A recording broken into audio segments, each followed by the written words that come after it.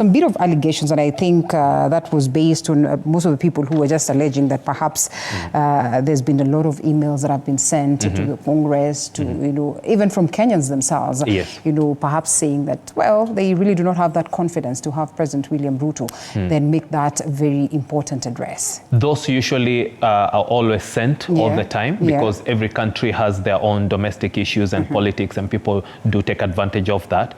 They're usually inconsequential. So the fact that the Democratic Senate leader, the majority leader, Chuck Schumer, and his counterpart, the Republican Senate Republican head, as well as the House of Representatives, on caucus on both sides, he's also meeting the Black Caucus. So effectively, he's still meeting the leadership of the entire U.S. Congress, both the House of Representatives as well as the Senate.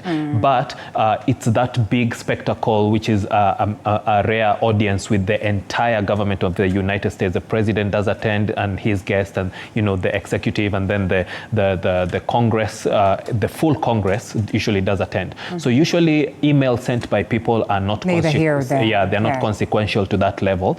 So I would tilt it more towards domestic politics in the US and the dynamics that are at play, more than that, one or two or three or even 10 or 100 people send emails all the time. It's usually not consequential. Before you get to what it is that you wanted to say earlier on, we are looking at some of the things that at least we received, that information from a State House, that is spokesperson, Hussein Mohammed, who was highlighting some of the things that, the presidents look to address. Of course, economic prosperity, defense cooperation, democracy and governance, governance, multilateral and regional concerns, a lot of, bilateral talks that would benefit both countries. And you're talking about local politics at play. We're talking about a country that is headed for an election. One that, of course, if all goes well for the likes of Trump, then is likely to as well have him back. And we witnessed what played out the moment he was taking it up from, Obama. The changes that he made, the crucial changes that he made. If at all there's going to be any form of tangibility in terms of the conversations that will be had by these two presidents in terms of making the two nations, get to a point where they will benefit, are there possibilities that this would be undone by the next regime? And in this case, we're not trying to spell doom that perhaps then Joe Biden will not be the person to carry the day. So the US has a very interesting system, a very interesting democratic system that's over 400 years old. They have what is called a tricameral system. So they do have the executive, which is the presidency. They do have the legislature, which is the joint Congress, the House and the Senate, and then they do have the judiciary, which is headed by the U.S. Supreme Court under the Chief Justice. Now, the U.S. does it differently more than other countries, and I wish here in Kenya we could adopt a bit of that. They have what is called a transitional type of election, where not all leaders are elected at the same time as the presidential election. So they kind of split it into phases, so that there is continuity of government, there is continuity of leadership, and at no time do you have newbies coming in all at the same time and starting afresh. There's a lot of sort of systemic, tribal memory, if you will. There's a lot of systemic, continuity, and they pay a lot of attention to that. The same is done with policy.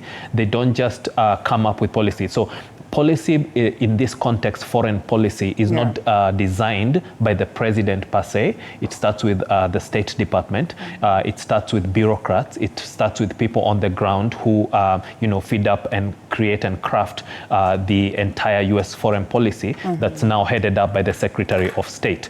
There is defense policy that goes with that, and there's other sort of arms that go with it. So there's a continuity of that policy irrespective of which president is in power. We'll later be talking about Iran, and you'll notice that what previous presidents did with Iran, there seems to be some sort of consistency and continuity, even though with a few, Donald Trump, President Donald Trump at the time, pulled them off the nuclear treaty with Iran.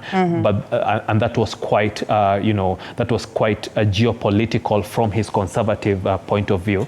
But usually their policies are usually very consistent. So I don't see, for example, the there are bilateral agreements that date all the way from the Clinton years, and there's all sorts of developing sort of cumulative understandings of those agreements. So those have not been removed yet. So whatever the president and the US president and their teams are going to agree will have continuity. It will not be as affected by local politics as it will be affected by the US consistent foreign policy. The other angle is the US did make a misstep in terms of engaging with Kenya, especially during those Kibaki years, where you know, by playing you know, the bad cop, or they call it stick versus carrot, they had too much stick and very little carrot, and Kenya turned away towards other superpowers. You know, they started engaging with the Chinese, they started engaging with Russia, and really sort of stepped back from a long-term engagement with Western democracies